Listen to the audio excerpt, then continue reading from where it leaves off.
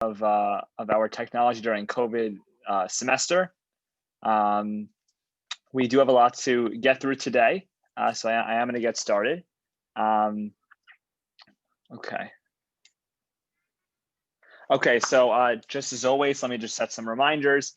First of all, if you would like to contribute something, you have some sort of question or a comment you would like to add throughout the class, please feel free to unmute yourself and I'll be happy to answer.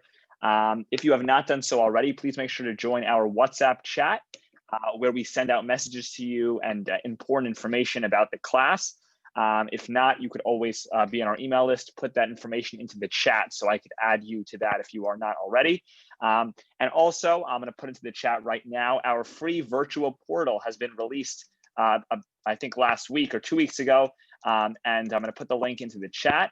Right now, we have our popular class, Computer Basics, is now uploaded there, professional recordings of the classes. If you would like to take advantage of that, please feel free to go to portal.mittlerseniortech.com. The link is now in the chat, and this way you could participate. It's a really great experience. We've been getting a lot of great feedback. You're more than welcome to participate in that class. It's totally free. And if you do have any questions with how this works or what exactly it is, you could definitely reach out to me. Now, before we do get started, I'm actually going to stop sharing for a second. There has been a little bit of confusion about what exactly the breakout rooms are and what you're supposed to do in them and why we do them, etc. So I just want to kind of clarify all those questions. Basically, here's how this is supposed to work. So every Friday before the class on Sunday, you will get a WhatsApp message or an email from one of us, and it will say, we have a class on Sunday. Here's the link, all that. And then it will also say, please print or have the following handout accessible for Sunday's class. If you see that message, that means that there is going to be a breakout room session this Sunday. And you have two options. If you do have a printer and it is connected to the computer, you should print out that sheet. If you do know how to print it and you're able to print it, that's the best possibility, is you should print the sheet, have it in front of you during the class. If you do not have a printer, if you're not in that category, that's also fine, but you should know that when the time comes for the breakout room, you just have to click on that link, whether it's on your computer or your phone, and have the sheet on your device in front of you. So even if it's printed, which is the best possibility, meaning you could write on it, or it's on your iPad or another device or device even, that's all fine. You just need to have access to it somehow.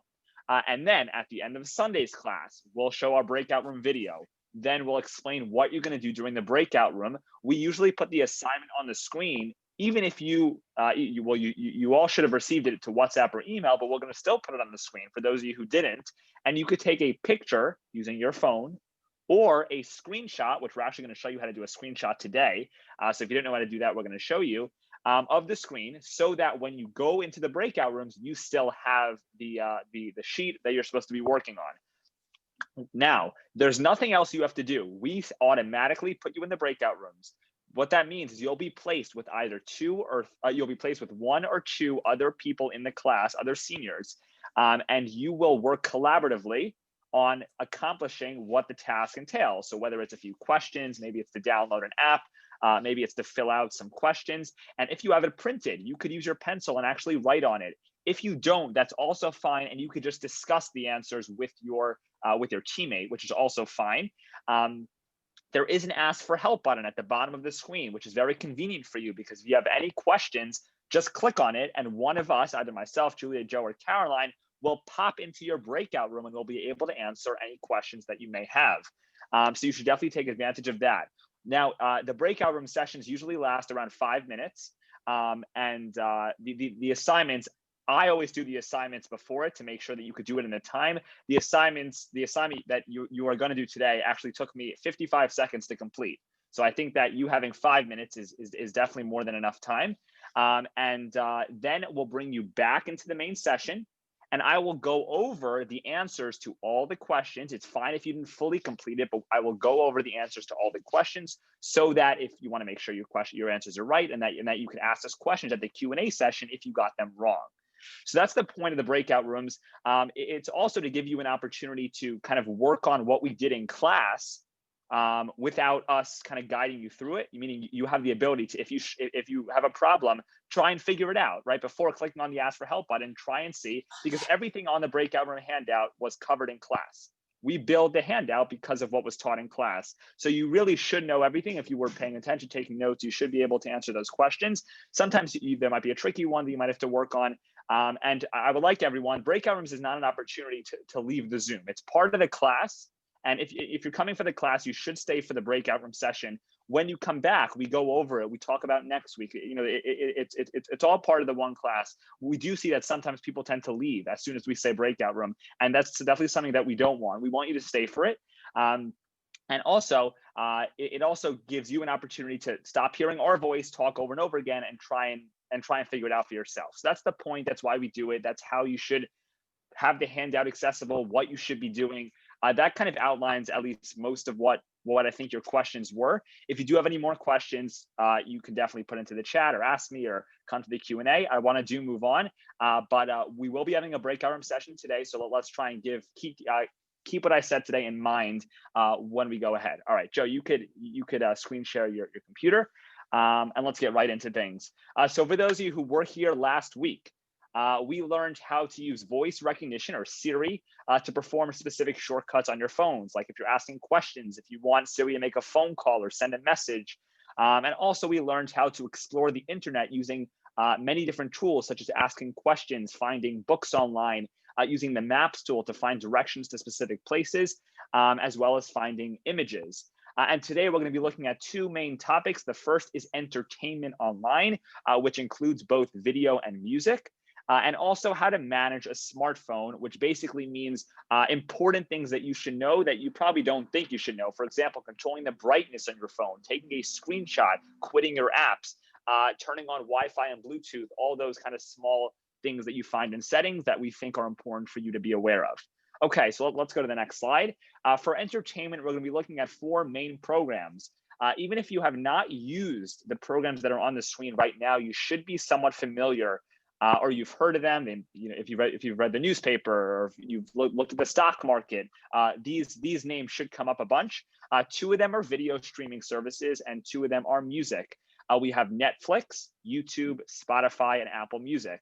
Netflix and YouTube are very similar, and Spotify and Apple Music are very similar. There are some key differences, and we are basically going to walk you through the process on how you get to one of these on your devices, and also how you use them. So we're now going to start with Netflix. We're going to show you how to do this on the computer. Joe, you can go to your Google, and Caroline is now going to walk you through how to get onto Netflix and how to use it. Will you email the link to the portal, please? Sure, I'll do that right now. Okay, hi guys. So basically how you get onto Netflix is you go onto Google, and what you want to type in is, if you just type in the words Netflix, the first one will probably be right. You know, it's netflix.com. And if you click on that tab,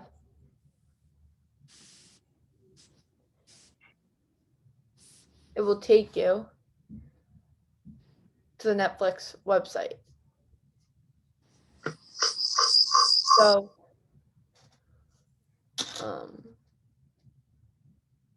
if you want to reload that so that it loads.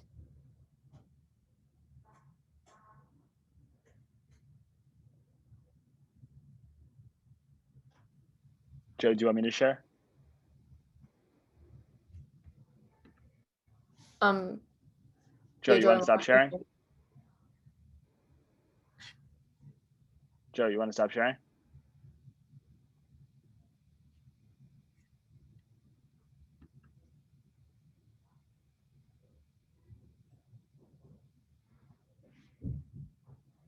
Are you able to see my screen? No, we can't see it. All right, let me do this.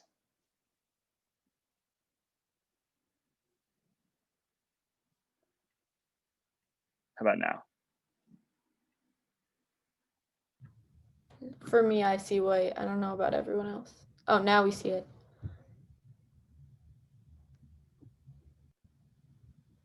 Okay, perfect. So once you type in netflix.com, it should take you to this home page. So if you're registering for Netflix, you would want to press get started and you would type in your email address.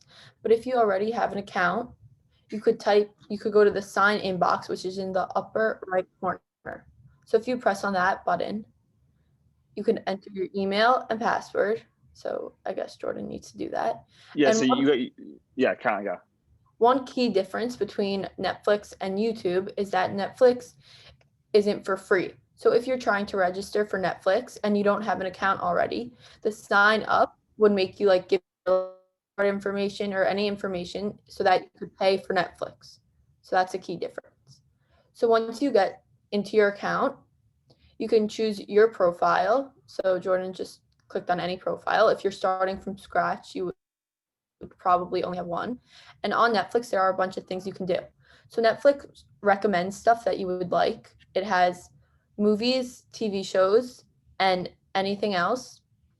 So if you're trying to find something, they have different like genres of movies or TV shows, and you can scroll through those and find the ones you like.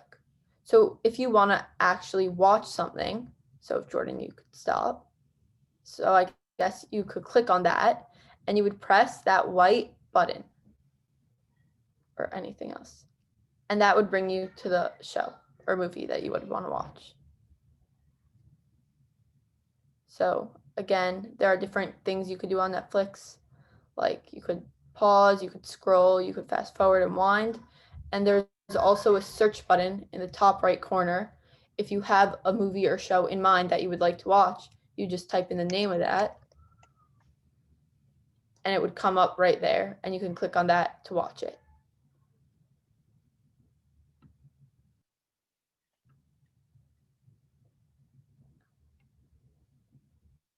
Okay. So Netflix is obviously a very broad tool. Like Caroline said, it does require a subscription. So if you don't want to pay for it, if you haven't been paying for it, you do not have access to Netflix. It is basically a premium subscription. I think it's around $7 or $8 per month. So if you're interested in using this and you enjoy the television shows, or you've heard that there's this show on Netflix that you really want to see, you could pay it just for 1 month, or you can continue paying it for a bunch of months. It works the same way as any other type of subscription. And browsing Netflix is really the same as browsing Google, right? You scroll down, you're looking for things that you might like. It gives different categories like comedies, real stories, the top 10 in the USA Today. That means that these are the top 10 movies or TV shows that people are watching. So maybe you want to watch some of those shows, ensemble TV comedies. You could flip through all of these. Or as Caroline said, you could just search for the one that you might be looking for. Like I just typed in The Good Place. That's a show on Netflix, and you will then click on the one that you're looking for. So you would either be going on Netflix because of a show that you want to watch, or you just want to browse the shows or movies that they offer. Either one of those works.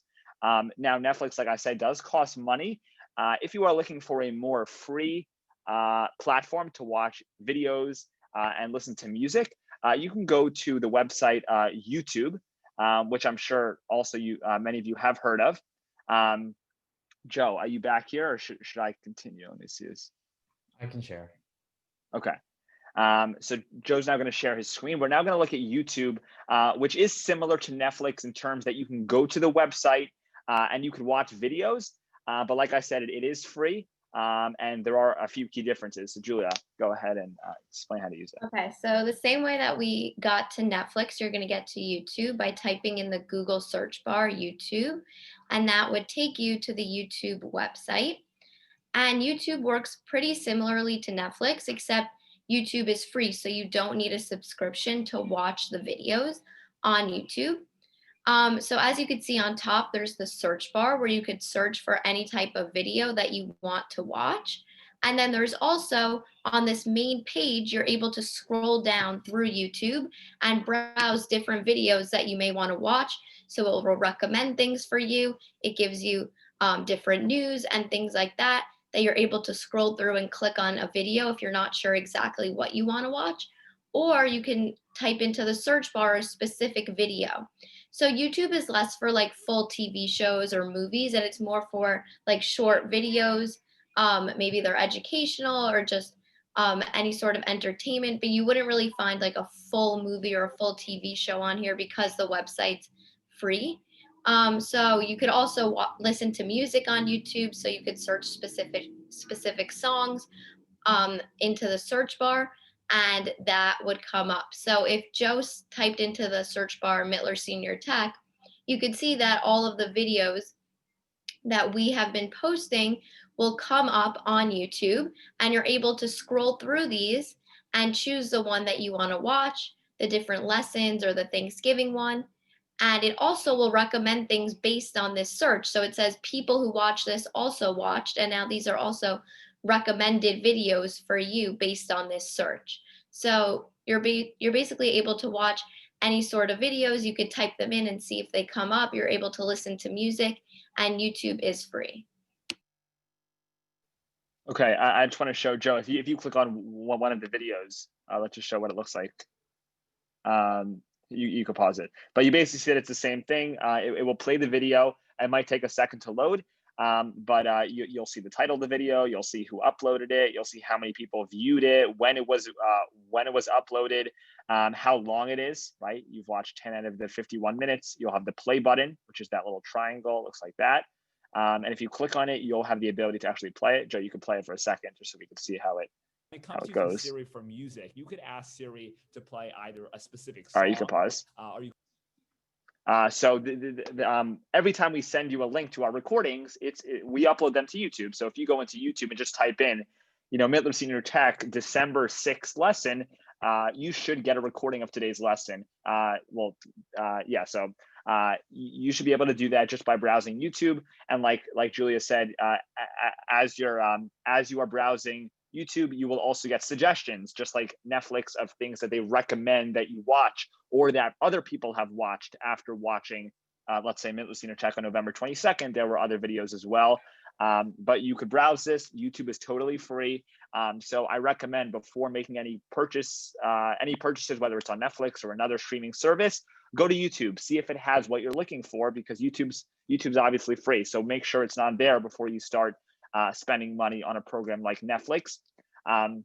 YouTube is for shorter clips. Occasionally, you might find a full movie if it's like an old time movie, or maybe if it's a movie that has been recorded. But usually for full, complete movies or a television show, you will have to pay some sort of money. And I recommend Netflix as the easiest one to use. You might have heard of Hulu, Amazon Prime, Vimeo, a lot of other video streaming services. Netflix seems to be the most popular and one that people kind of go to. So that's why we're teaching that to you today. But you can definitely explore other options. They are all very similar to each other. Okay, so that was the video portion, which is how to watch movies, television shows. You could also listen to music on, let's say, YouTube by typing in the title of a song. You should be able to get a recording of the song, or you could use a more suitable program. And the two that we're going to look at today are Spotify and Apple Music. Those are two of the most common music programs, and they are typically used on the phone, but they also do have a website as well. And I'll also mention that Netflix and YouTube also have apps on the phone, even though we show them to you on the computer, which you could download. They're third-party apps, just like you downloaded WhatsApp, just like you downloaded HealthSync a few weeks ago. Just go to the App Store, type in Netflix or YouTube, and you should be able to find the app. But we are now going to look at Apple Music first. Apple Music is obviously made by Apple, so you cannot get a program like this on an Android phone. It is designed for Apple. It is one of those apps that is there for you, meaning it's an app that you do not have to download separately.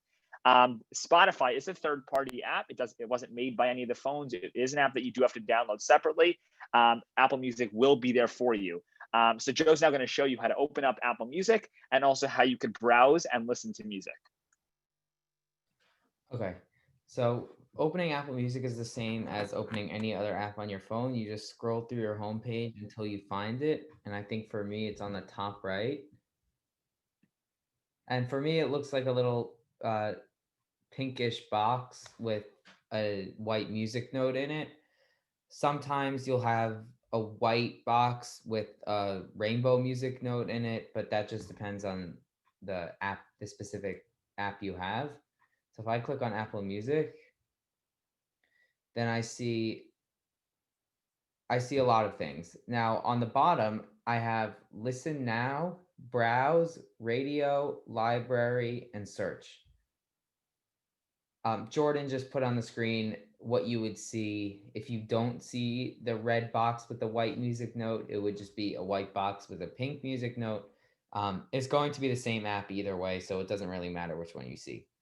On the bottom right now, I have listen now, I have browse, I have radio, library, and search.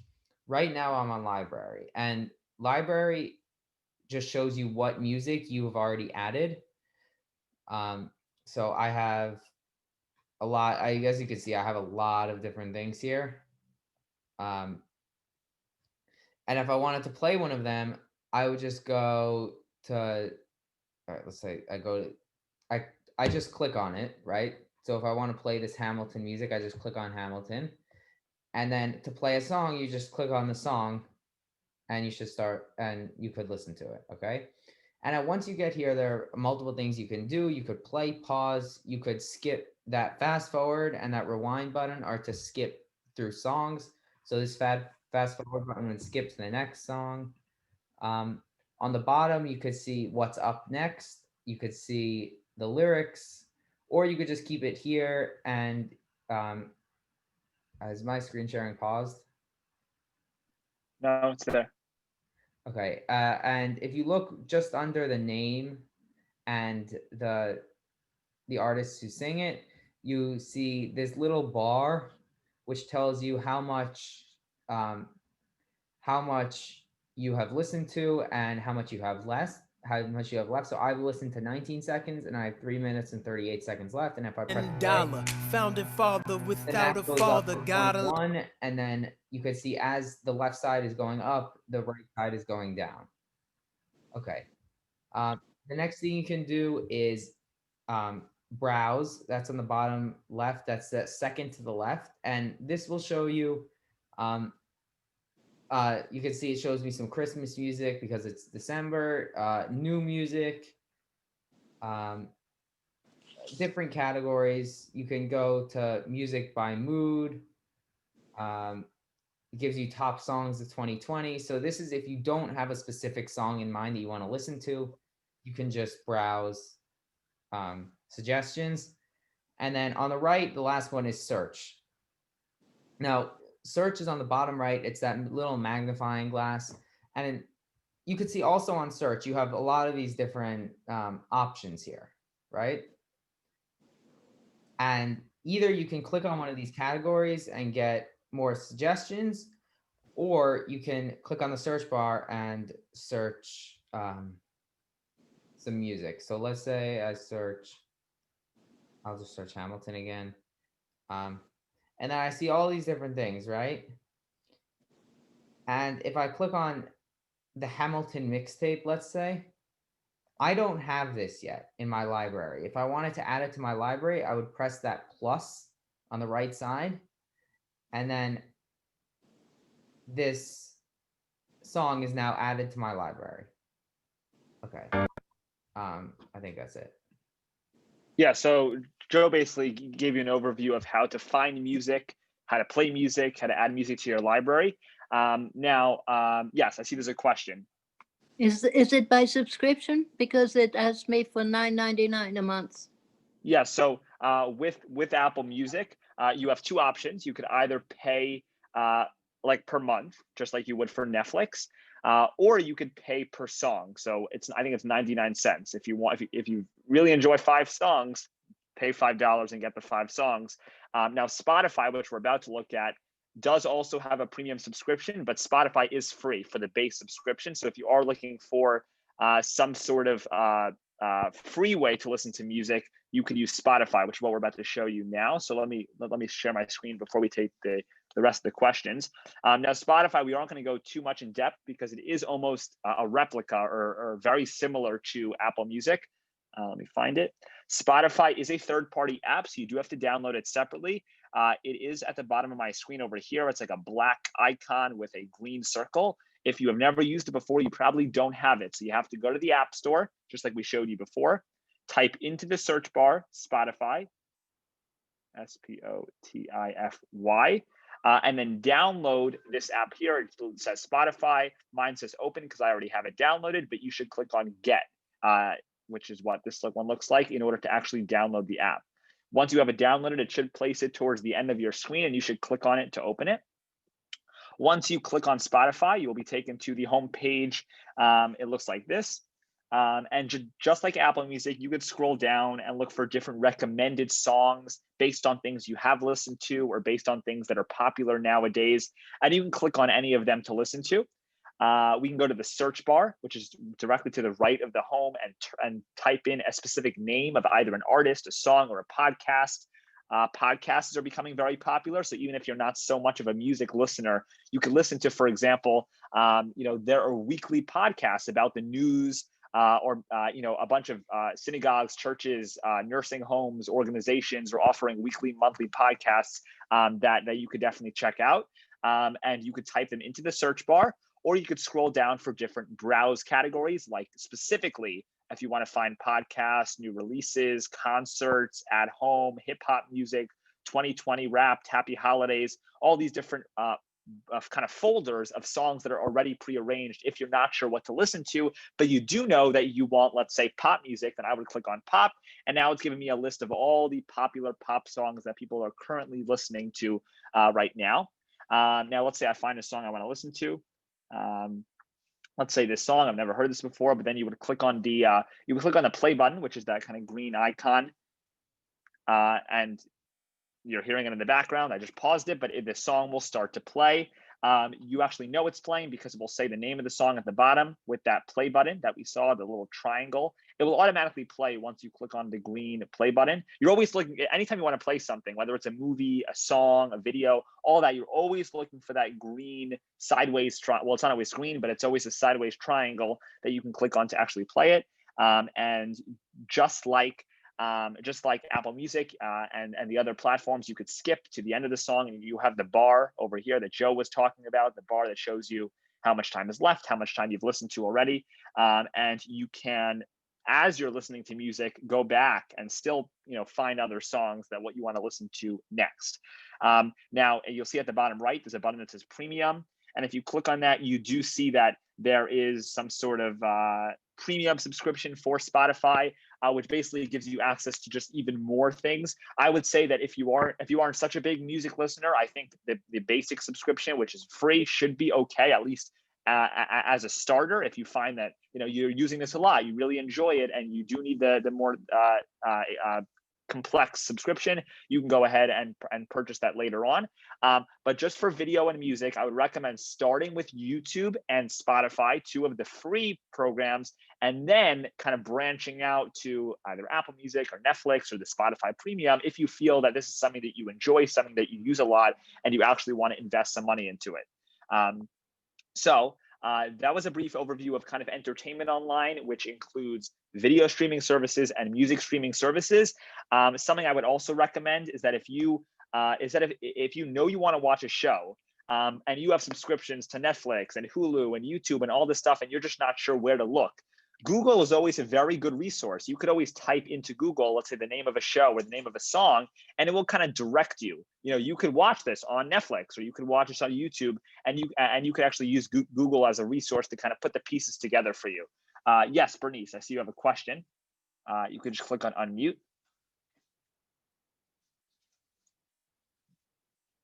Bernice, you're muted. All right. I see on my phone either YouTube Music or Music Player. I don't see the other app. You talking about Apple Music? It says YouTube Music, or the other app is Music Player.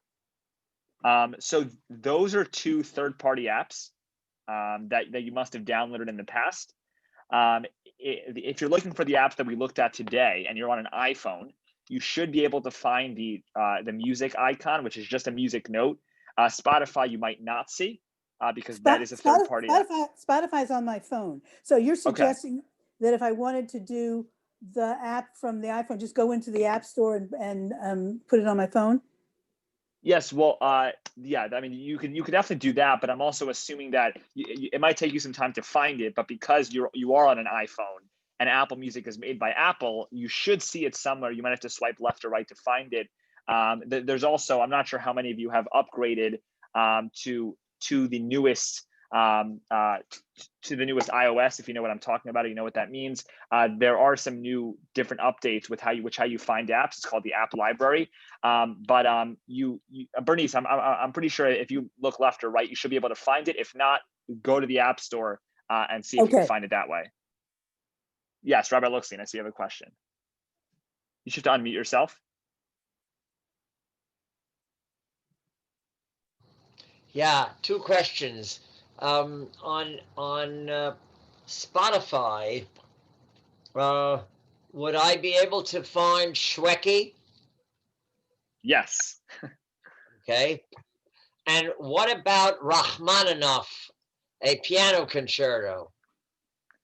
So possibly, well, like I said, if you're not sure where to find something, you could always go into Google first, and if you type in the name of a song or a video, it actually should direct you. It will say something like, "This song is on Apple Music. This song is on Spotify," and then I can go to that app and look for it. You could always give it a try. These apps obviously don't have every single song out there, and sometimes the less popular ones you might not find. But it's definitely worth it to explore. And if not, you could always use YouTube and just type in the name of it into YouTube, and you should be able to find some sort of version. In other words, on YouTube, I could find classical music. Correct. Okay. Correct. Thank you. Sure. Okay, Joe, let's go back to your computer screen. I see people are typing questions into the chat, which I'll be happy to answer.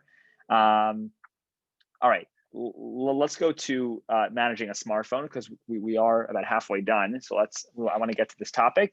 But if you do have any more questions, we are going to be having our Q&A session on Monday night, which is tomorrow, where we can answer questions regarding entertainment and using Netflix, YouTube, Apple Music, and Spotify. Okay, managing a smartphone. So we have about 11 topics listed on the screen. Now, although this looks like a lot, this actually isn't, because a lot of these will take us maybe 10 or 15 seconds to explain, and you'll understand why once we get to them. For example, turning on airplane mode, one switch. Wi-Fi is one switch. Bluetooth, one switch. Flashlight is one click. Do not disturb is one click. Meaning that even though it looks like a lot of material, it actually isn't. I recommend writing down as we're talking each of these and the 1 or 2 steps on how to actually get to it, because they are pretty useful. So Joe, you can actually share your phone screen, because most of these, actually all of these, the title's called Managing a Smartphone. These are all found on the smartphones. We are going to be using an Apple phone as the let's say demo, but I would say yes. I would say all of these are accessible on all smartphones. None of them are actually specific to Apple phones, even though we are going to be showing it to you there. So we are going to start now with kind of the 3 main ones that you should be aware of, which is airplane mode, Wi-Fi, and Bluetooth. The reason why we're putting these together is because they are all the same in terms of how you get to them. I'm not sure how many of us are going on airplanes anytime soon, but we will show it to you anyway, because it's definitely something that you should know about how to access it and when to turn it on. Now, I also want to point out that many of the things we're going to show you start from settings. So Joe, if you can go to your home screen, so we could show you what settings looks like. Settings, it looks the same on a computer. It's like a gray box with kind of a gear through it. If you are on an Android, it looks the same thing. I think it's actually a blue icon, but it still has the gear. It still has that spinning gear, and it also should say settings. So you should click on that. That is an app that is downloaded with your phone. It's downloaded with every phone because it's settings. That's where everything happens. Everything stems off from your settings program. And if you click on settings, which Joe, you could do right now, great. There are many things that you can look at. Sometimes people have told me that after we show them how to use settings, they have in their spare time browsed the things that are going on in settings. There are a lot of interesting things here, probably many things I haven't even looked at yet. We're going to be showing you the main things that are important for you to look at. And the first category, which is usually found towards the top of the screen, which I'm in a box over here, is airplane mode, Wi-Fi, and Bluetooth. Julie, go ahead. Okay, so every time you go on an airplane, you'll probably hear them tell you that you should turn your device on airplane mode so that you don't interfere with the plane. So the way that you're going to do that on an iPhone is you're going to click on the settings app, which Jordan already clicked on here. And as you can see, the first thing that appears on the homepage of the settings app is airplane mode. And all you're going to need to do to turn it on is click on that white dot, and then it will turn green, and that will mean that airplane mode is on. And if you want to turn it off after the flight, or you accidentally turned it on, you would press again and it would turn back to this gray white color. So basically you're just going to flip this switch between green and white, and that will turn airplane mode on and off. And the way to check that airplane mode is on is when you see that green thing, then on the top of your screen, very top where you see the battery, you should see a little picture of an airplane, and that will mean that airplane mode is turned on. Okay, right below it is Wi-Fi, and Wi-Fi is something that you probably all have in your houses. It's a connection so that you're able to access the internet on a computer, and it's also good on a phone so that you have more stable connection and you don't need to pay for data. So in order to join a Wi-Fi network, you're going to click on that Wi-Fi button, and you will get a list of all of the different Wi-Fis that are available in the area.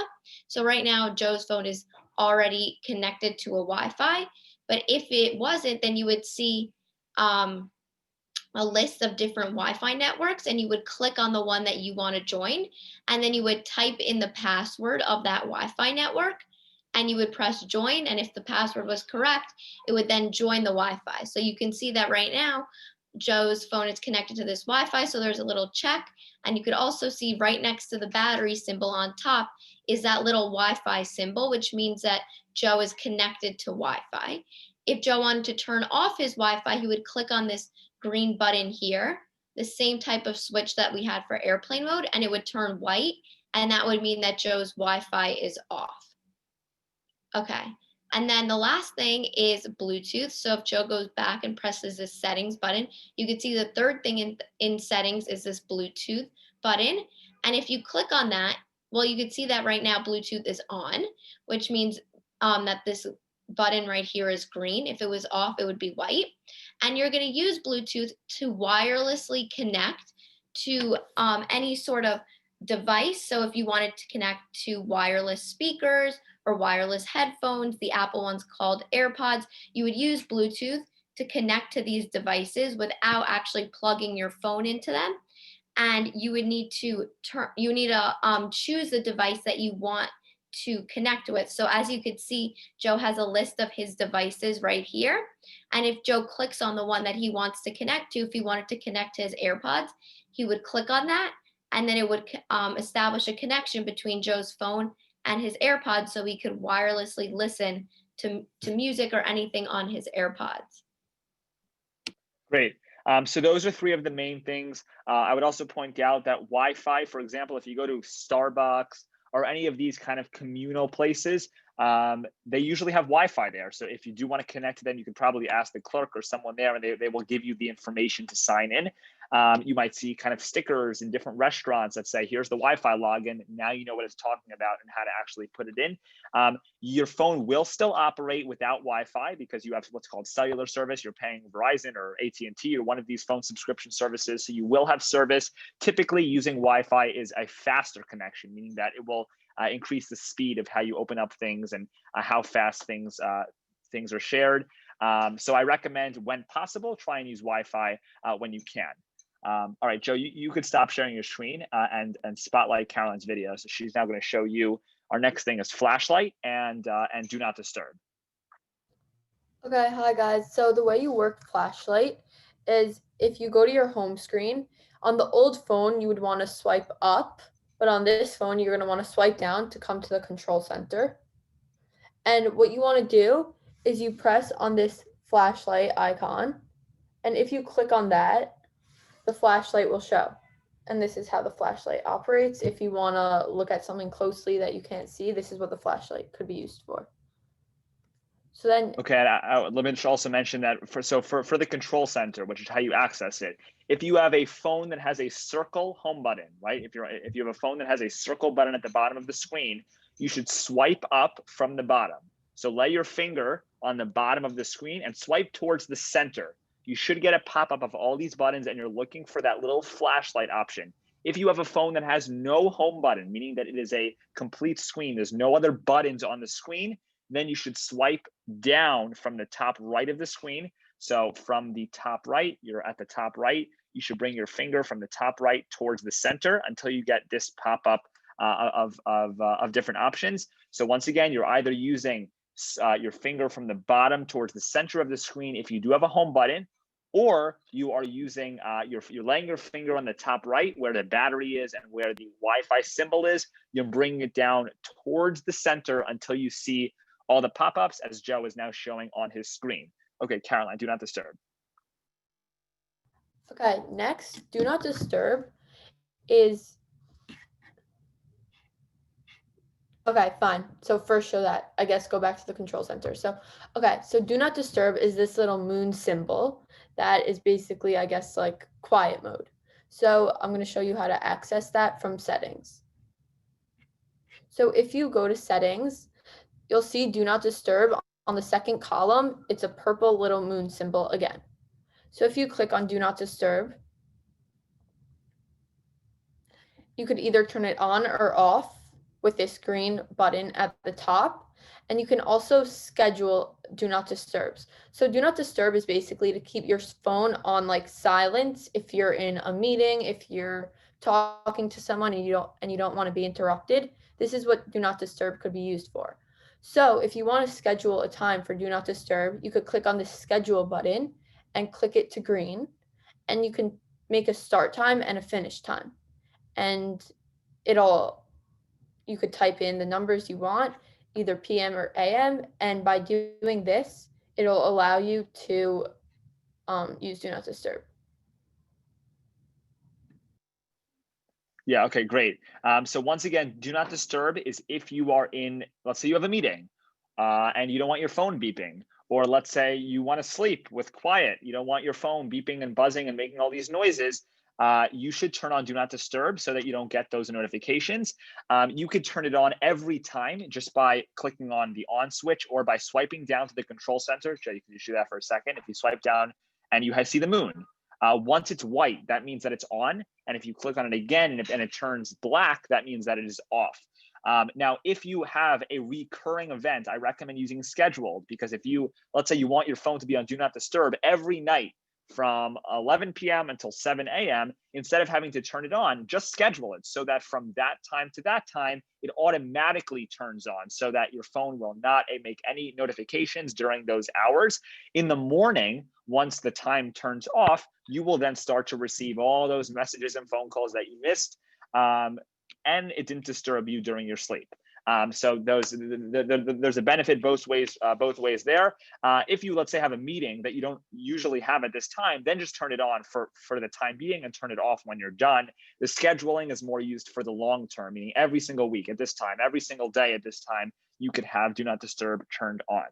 Okay, Joe, if you go back to your settings page, now the next thing, which is similar to do not disturb, is called notifications. And it is actually a little bit above do not disturb. It's two slots above it. Now, do not disturb shuts down your entire phone for beeps and buzzes. So no matter what phone call you get, no matter what message you get, it will be silenced. If you go to notifications, you actually have the ability to manage which applications send you beeps and buzzes, and whether maybe you only want to receive vibrates or you also want to receive messages. The difference between notifications and do not disturb is notifications is per app, and do not disturb is for the entire device. If you have do not disturb turned on, it will not care what it says in notifications, meaning if you have, let's say you have for the App Store, you have notifications turned on. No matter what it says here, do not disturb completely cancels everything out. This is for when your phone is not on do not disturb. Which apps should you never get notifications by? For example, the App Store is an app where the App Store is what you use to download apps. Why would I ever need a notification from the App Store? What is it going to tell me? Download Google? I would never need a beep from the App Store, even when I'm not on Do Not Disturb, when I'm not in a meeting. I really don't care about the App Store. So I would make sure that my notifications are off. So Joe, if you click on the App Store, you will see that it will say at the top, allow notifications. It's one switch. If it's off, that means you will not receive beeps. If it's on, you will receive beeps. Joe, if you go back, let's say messages. Messages, I think is pretty important to have notifications turned on. So let's go down to messages, which means, messages I want on because I want to receive a beep or a buzz when I receive a message. We're going to click on messages. It is alphabetical, so you could scroll down the list until you find it. And Joe, let's click on messages. And you'll see that for this one, allow notifications is turned on.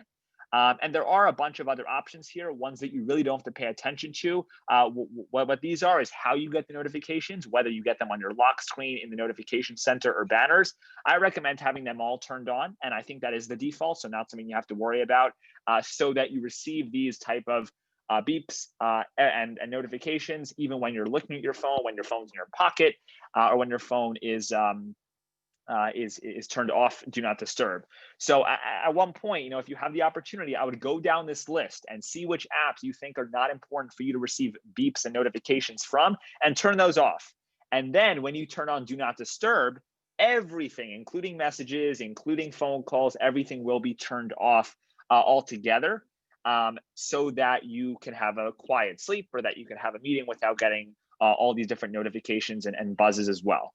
So both of these are both used for the same purpose, which is to kind of silence your phone or prevent it from making beeps and buzzes. Do Not Disturb is used for the long term or for a long stretch of time and completely cancels out the whole phone. Notifications only for specific apps that you care about receiving messages from. Okay, let's go back to settings. And Julia, let's go through display and brightness and wallpaper.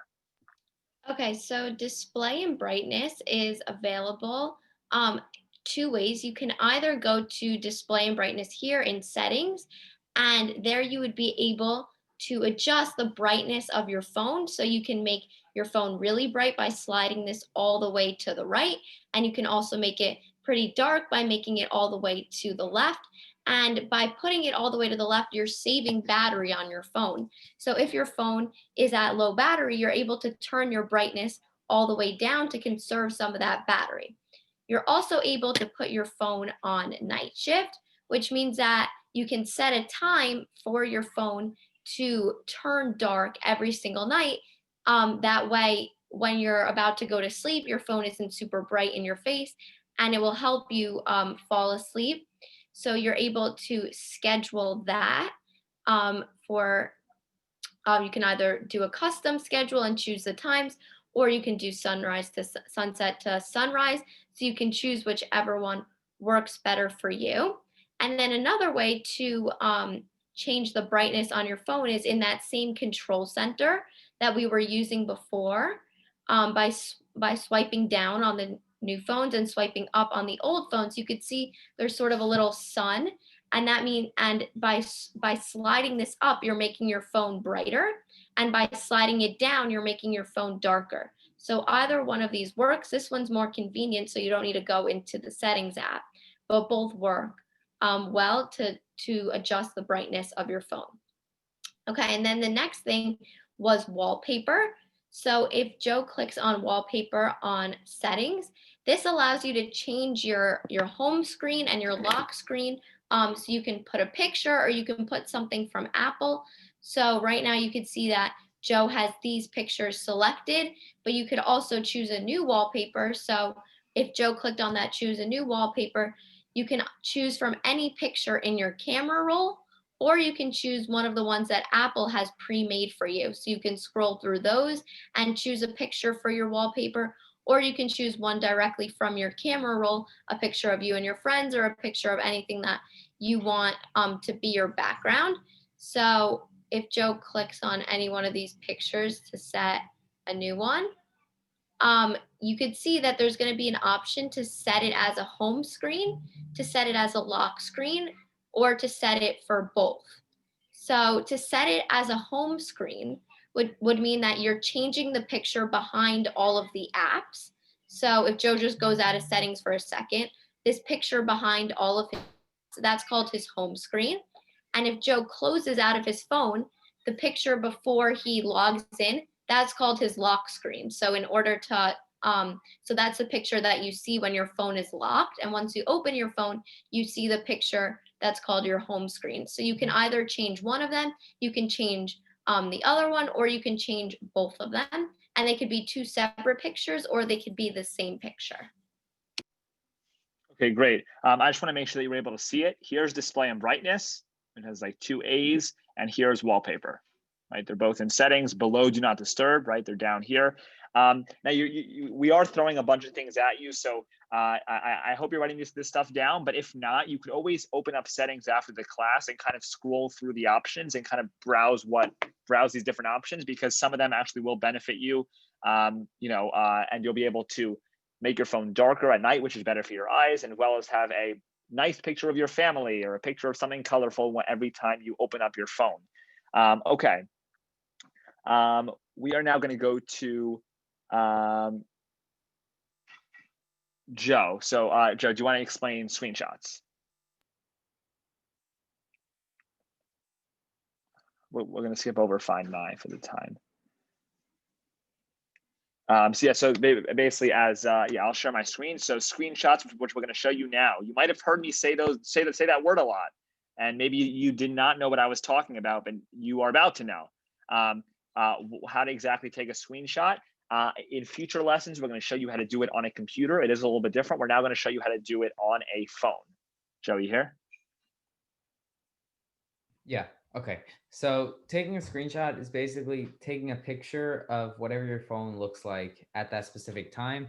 And it's different. It's very similar, but a little different on the old phone and the new phone. On the old phone, you need to press that power button on the right side of the screen.